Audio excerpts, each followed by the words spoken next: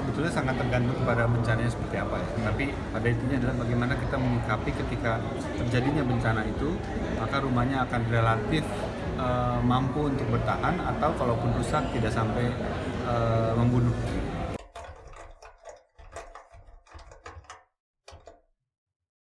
Belajar yang paling banyak yang sudah dilakukan oleh masyarakat kita adalah rumah-rumah tradisional. Seringkali rumah tradisional atau rumah adat itu dia berada pada posisi yang lebih tepat. Misalnya dia tidak berdiri di tempat yang memang akan terkena banjir. Kalaupun dia akan terkena banjir, dia tahu maka dia akan membuat tiang yang tinggi-tinggi gitu. Atau bangunannya terapung. Dan karena dia sering mengalami gempa, maka dia tahu bahwa bangunannya harus fleksibel, tidak melawan gaya gempa, maka menggunakan material-material alam yang memang cuma ada itu dulu. Jadi kita bisa belajar banyak kepada masyarakat tradisional, pada arsitektur tradisional dan vernakular tentang bagaimana mereka menyikapi dan hidup bersama ramah dengan alamnya.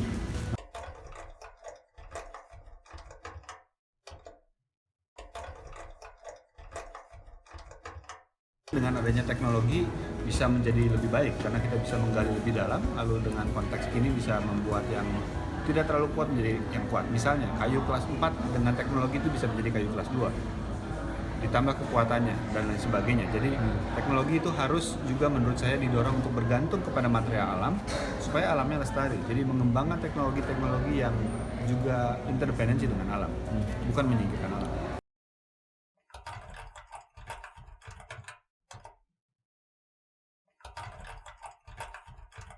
Kita harus kembali kepada bergantung kepada alam kita dengan kesadaran bahwa kita membutuhkan alam. Kalau kita terus-menerus akan beli, maka bergantung hukum ekonomi pasar. Hukum ekonomi pasar pasti ada kemiskinan dan sebagainya dan tidak mungkin terus bisa terbeli. Salah satu caranya kita kembali kepada alam kita, menanam. Dengan kita menanam, maka ketersediaan materialnya akan disediakan oleh bumi. Dan itu yang harusnya kita kembangkan kembali supaya masyarakat bisa punya kemampuan, mandirian, dan ketukangan lokal juga bisa berkembang.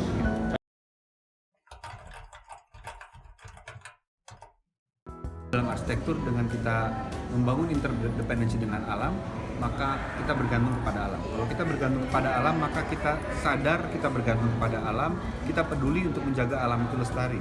Jadi kalau kita bergantung kepada alam, secara tidak langsung membangun kesadaran supaya kita menjaga alam kita lestari. Tapi begitu kita melupakan, kita meninggalkan seolah-olah tidak butuh alam, maka ketersediaan sumber daya alamnya pun lama-lama akan punah dan hilang. Contohnya mangrove. Jakarta mangrove udah tinggal sedikit karena dulu habis oleh perumahan dan lain sebagainya. Akibatnya apa? Sekarang kita tahu intrusi air laut dan lain sebagainya, banjir dan lain-lain itu mengancam karena salah satunya akibat mangrove yang hilang. Ekosistem hilang. Ikan-ikan nggak mau lagi mendekat, pasti harus agak jauh dan polusi dan lain sebagainya begitu. Jadi begitu kita seolah-olah tidak membutuhkan alam, bersikap yang tidak bergantung kepada alam, alamnya rusak, hidup kita juga rusak.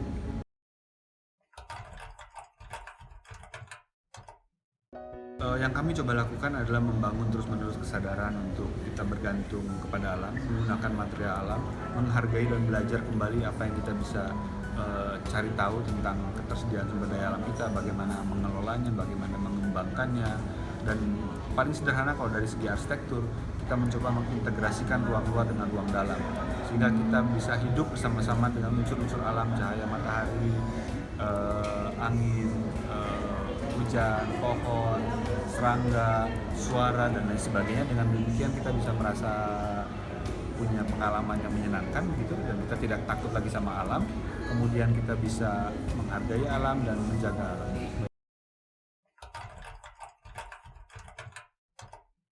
Beberapa proyek kami di kota ada yang pakai panggung, ada yang pakai kayu, ada yang punya hutan mini bahkan.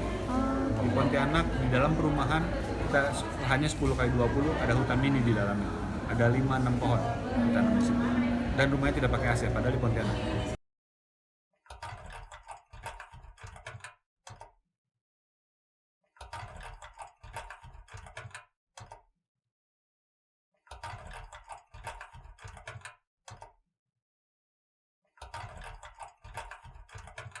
Barangkali ya, dugaan saya karena kita tidak bisa mengelola kekayaan kita. Akhirnya kita tidak bisa mengelola, maka kita tinggalkan, berganti dengan teknologi modern. Bahkan tadi standar pemerintah rumah alami itu tidak layak huni.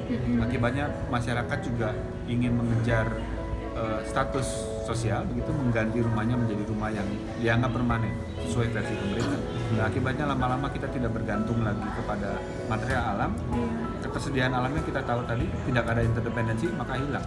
Begitu ketersediaan alamnya hilang, begitu punya kesadaran ingin kembali, alamnya sudah tidak ada, kayunya udah nggak ada, daunnya udah nggak ada, ijuknya udah nggak ada. Jadi perlu waktu yang panjang lagi untuk kita mulai sadar lalu kembali lagi ke sana, mulai mengelola alam kita, menanam dan mereboisasi dan lain sebagainya.